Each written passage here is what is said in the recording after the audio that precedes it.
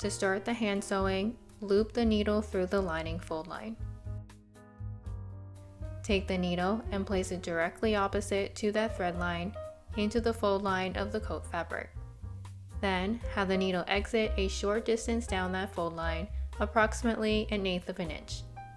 Next, place that needle directly opposite to that thread line into the fold line of the lining fabric. Then, have the needle exit a short distance down that fold line, approximately 1/8 of an inch.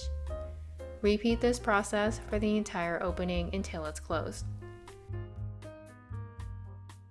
When you get to the end of the opening, make a few loops around the inside seam before pushing the needle through the inside of the seam to the outside. Cut the thread and it should be hidden on the inside. This is what everything should look like once complete. As you can see, your stitching is completely hidden.